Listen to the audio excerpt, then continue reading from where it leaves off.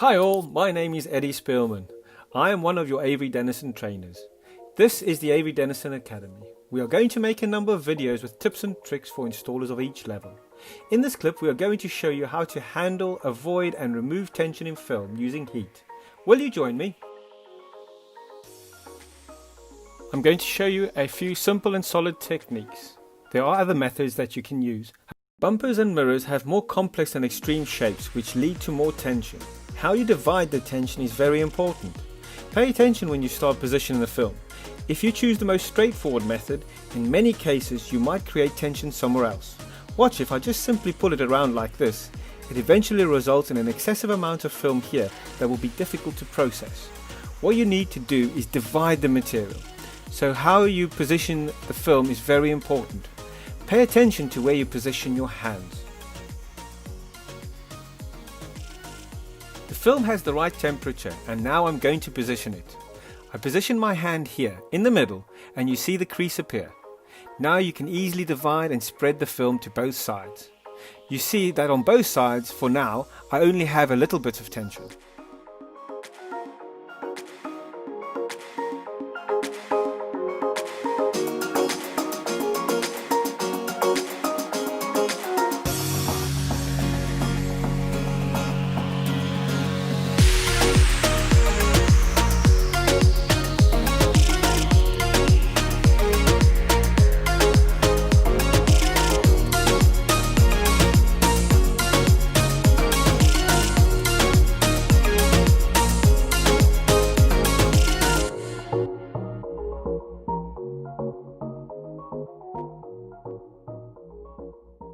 We've now reached a point where we will have more tension.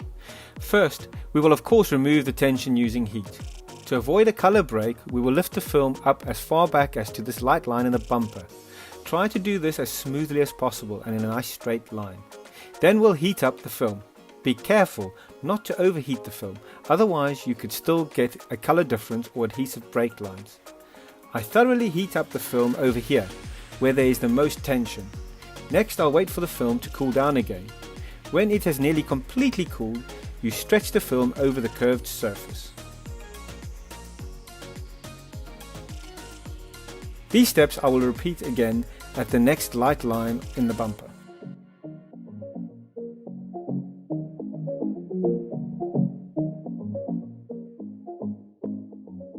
As you can see here, I've heated up the film quite hot, almost to the level required for post-heating. Make sure you let the film cool down, at which point you can apply the film further. If you would have some discoloration, it will almost not be visible because of the light line.